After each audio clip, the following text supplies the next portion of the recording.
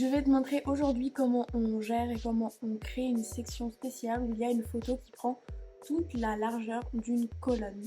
Je te montre ça tout de suite. Donc pour commencer, on va aller activer le Visual Builder pour accéder à l'interface admin. Donc il y a la partie où on peut vraiment créer. Donc maintenant que notre page a chargé, on va aller ajouter une section. Donc on va cliquer sur le plus, une section normale. On va ensuite choisir la répartition qu'on veut. Donc nous, pour notre exemple, on va choisir 2 colonnes.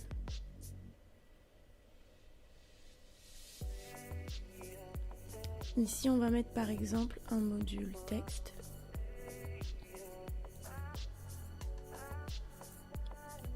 On va fermer. Et là, notre but, ça va être en fait d'avoir un fond sur notre première colonne et un fond sur notre deuxième colonne. Si on met directement nos fonds ici, on aura un contour blanc que sera le contour de la section. Donc d'abord, ce qu'il va falloir faire, c'est enlever toutes les marges qu'il y a autour de la section. Donc pour ça, ça se fait en 2 temps. Déjà, on va aller ouvrir les réglages de la section dans Style, Espacement, et on va tout mettre à 0, le sommet et le bas. Hop. Donc on voit lorsqu'on survole la section bleue qu'il n'y a plus de marge ni en haut ni en bas. On va ensuite aller sur notre ligne et on va indiquer que notre ligne, on veut qu'elle fasse toute la largeur de l'écran.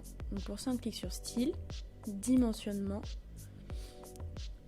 et on va aller dans Largeur maximale. Ici, par défaut, notre ligne prend 80% de la largeur de notre écran. Donc nous, on va la pousser à 100%.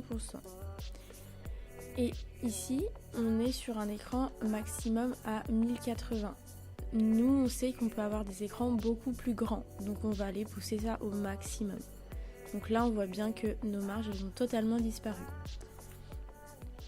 On va également aller toucher à ce qu'on appelle la largeur des gouttières. Ça veut dire c'est l'espace qu'il y a entre 2 colonnes. Donc nous, on va également l'enlever pour que vraiment nos fonds puissent se toucher. Donc ici, on le descend au minimum. Dans un but esthétique, on va aussi activer, harmoniser les hauteurs des colonnes. Vous verrez pourquoi par la suite. C'est très utile. On va ensuite retourner dans Contenu. Et on va aller sur notre première colonne. Donc notre première colonne, on va lui mettre un fond. On va dire que par exemple elle sera bleue.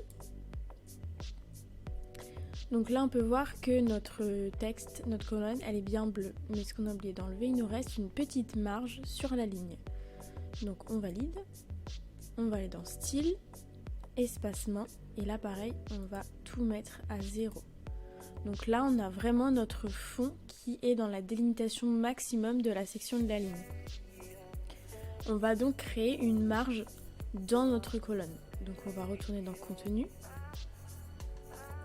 colonne 1, Style, Espacement, et là on va définir des marges. Donc soit vous voulez vraiment des marges personnalisées, soit vous voulez un petit peu rattraper les marges naturelles.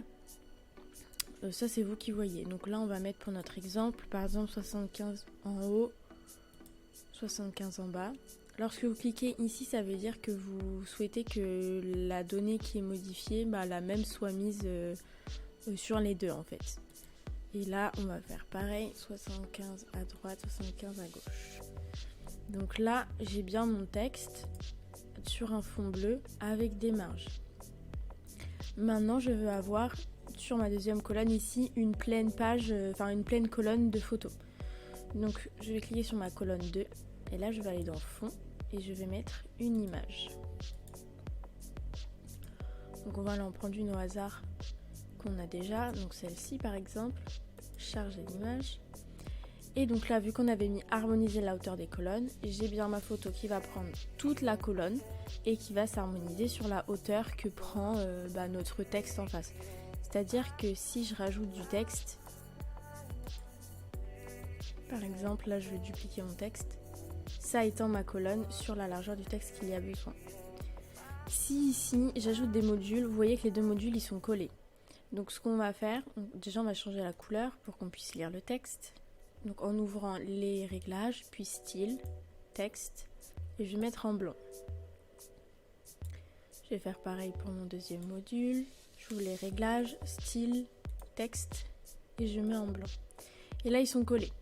C'est parce qu'on a dit qu'on ne voulait plus de gouttières tout à l'heure. Donc ce qu'on va faire, c'est que là on va aller dans espacement. Et on va ajouter 30 par exemple, pour créer un espace entre nos deux textes. Vous voyez que là, tout est bien harmonisé. Maintenant, ce qu'on va devoir faire, c'est l'adaptation sur tablette et mobile. Parce que sur tablette et sur mobile, on n'a pas différentes colonnes. Ça se peut que sur tablette, on conserve 2 colonnes, mais c'est vraiment très très rare. Donc ce qu'on va faire ici, c'est qu'on va ajouter un module image. Et on va mettre la photo qu'on a choisie.